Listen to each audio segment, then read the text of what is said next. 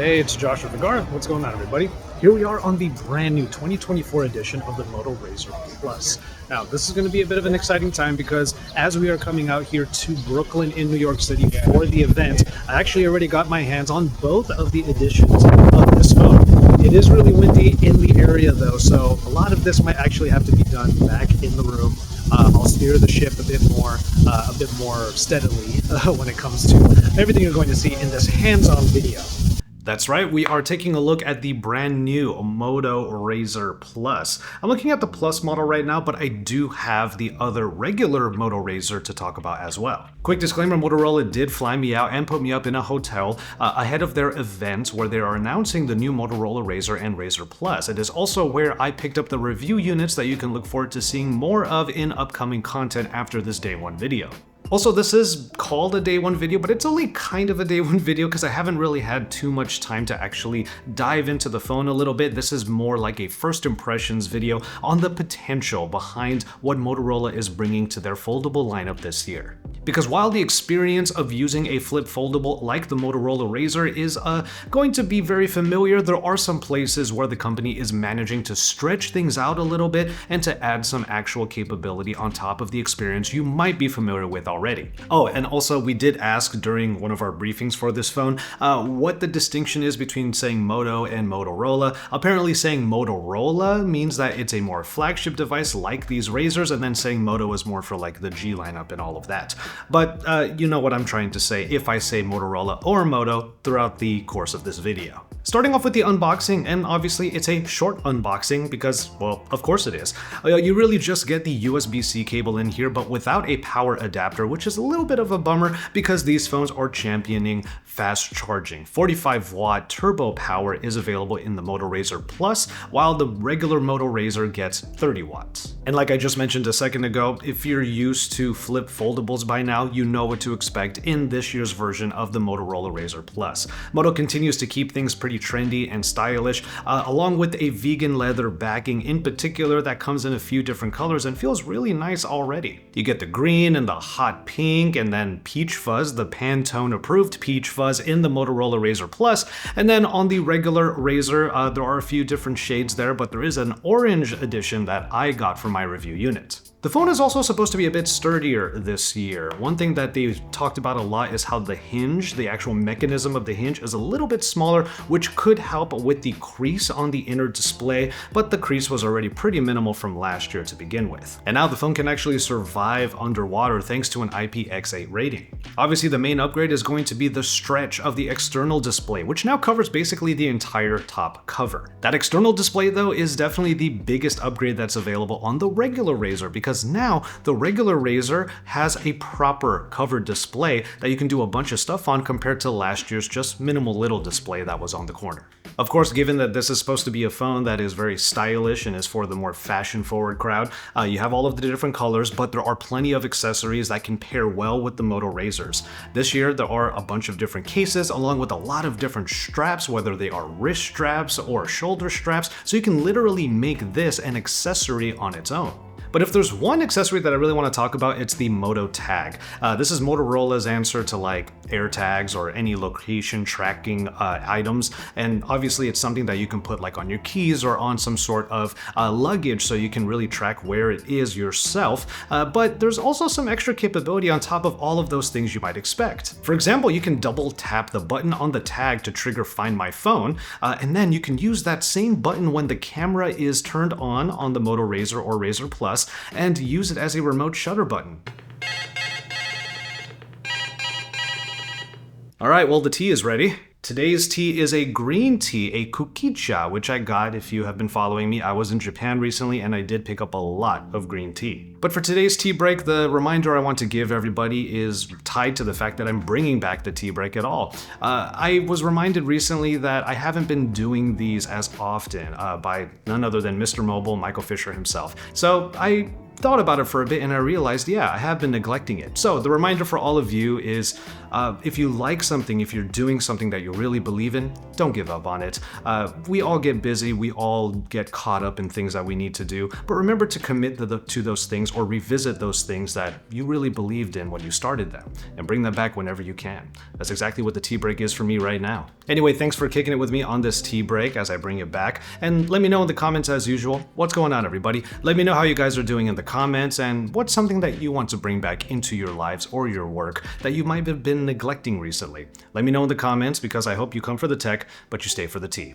All right, let's get back to the video.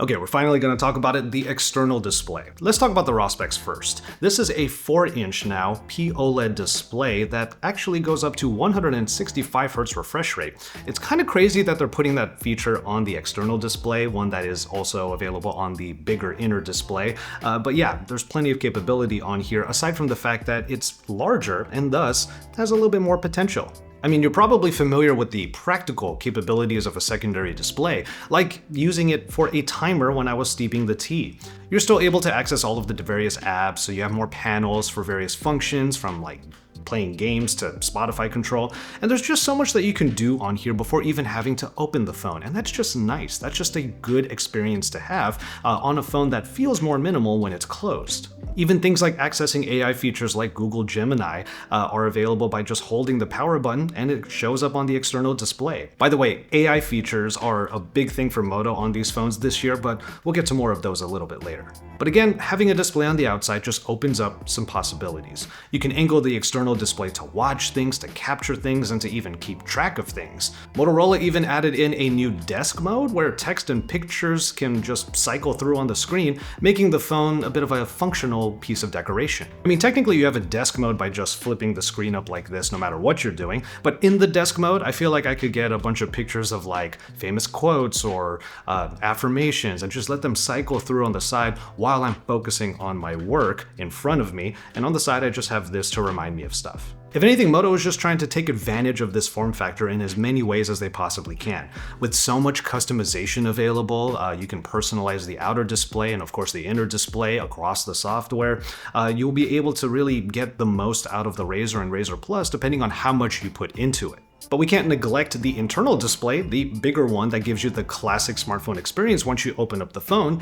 The internal display is perfectly fine, and that's not to say it's boring or anything like that, it's just that it brings that classic experience. There are no surprises here, it is a POLED panel that is capable of up to 165 Hz, like I said before, and it's a proper performer. One thing I do want to mention is once you open it up and you use the main display, it is a little bit narrower than your typical like bar phones, and that's true for most flip smartphones. It's just something that I appreciate because one-handed usage is pretty important to me. Anyway, Motorola made sure that the Razr Plus keeps up in terms of performance with the Snapdragon 8S Gen 3 processor.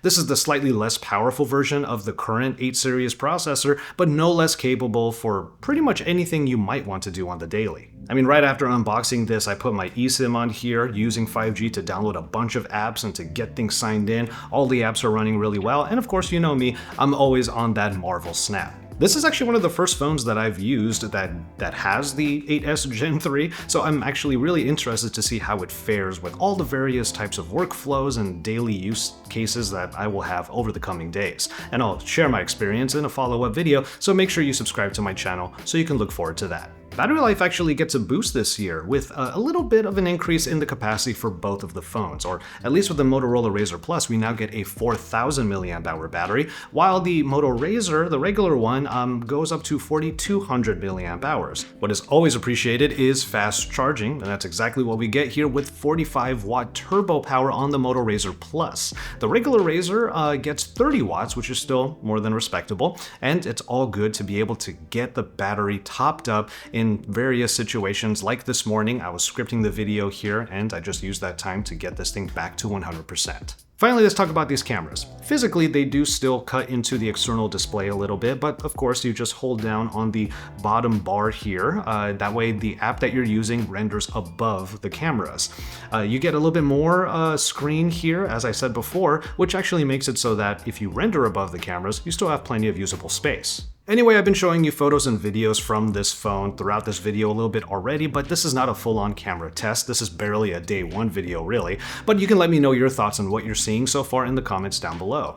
Moto is doing something interesting with the cameras this year. They're putting a bit more emphasis on portraits, it seems, with the Moto Razr Plus.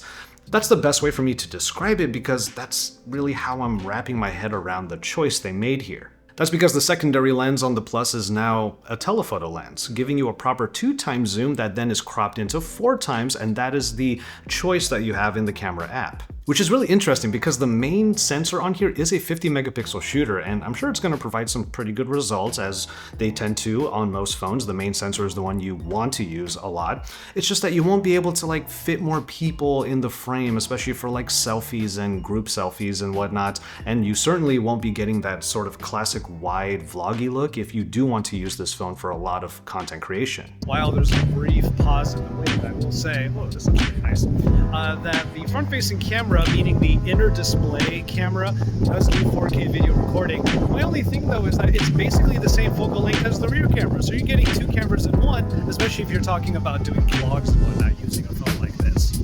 Anyway, I'm going to give more thoughts on the camera quality later on, but of course we know why this form factor supports the cameras a bit more. You can put the phone down or tent it up and then use the palm gesture to trigger the shutter. Or you can give the phone the old wrist twist and the camera opens on the external display so you can use the main cameras for selfies and self-portraits. There's a bunch of modes in the camera app, like the photo booth mode. And there's also the camcorder mode, which is now automatic. And by that I mean you can go into the camera app and then you just bend down a little bit on the external display and it automatically sets a 3-second timer to record video. It's yet another gesture that Moto has added into these phones on top of everything else that they do, like the wrist twist and the chop chop. So that gesture might be pretty useful if you just want to get straight into recording videos. Again, I'll talk more about the camera quality and all of that later in a follow-up, but I wanted to give a quick thought on some other features. As I said before, Moto is going in on AI stuff, and with the new Razr, that includes a bit of content creation. There are some features in the camera app like Action Shot or Advanced Long Exposure that will use AI to figure out the best settings for that scenario. Photo enhancement is also a toggle in the camera, adding a little extra processing time when capturing so that that bit of AI magic will make the photo that much better. These are all things that I'll be testing in the coming days, and we'll see how they integrate into my daily life, and I'll give you my thoughts on those in a follow-up video. Which finally brings us to price, and the Moto Razr lineup this year is doing a cool thing where they're undercutting that $1,000 price point, because the Moto Razr Plus comes in at $999 while the regular Razr comes in at $699.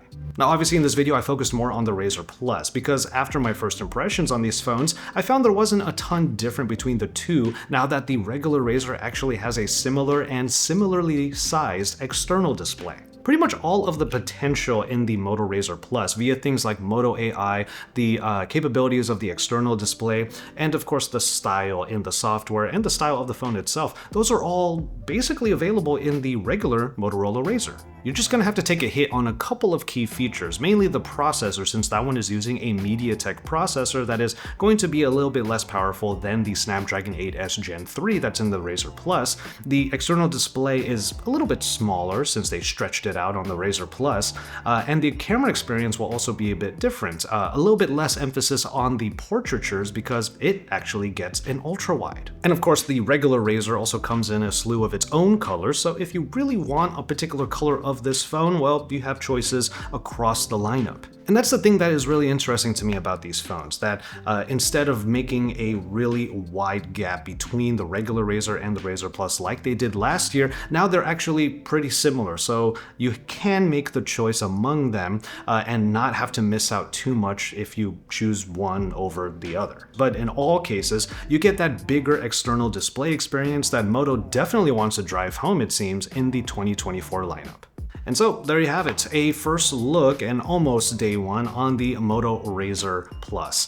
In particular the Razr Plus because the Moto Razr is also there and I will give some thoughts on it, but it's a pretty similar experience, at least at first glance, to the Razr Plus. But let me know what you think in the comment sections down below. Are you going to be picking up one of these very stylish devices? Let me know what else you want to hear about from these phones in future content, and subscribe to my channel if you haven't already so you can look forward to when those videos come out. But with all of that said, I'm going to go ahead and call it on this one. Thank you so much for kicking it with me again today. Please take care of yourselves and each other, and enjoy your tea, everybody.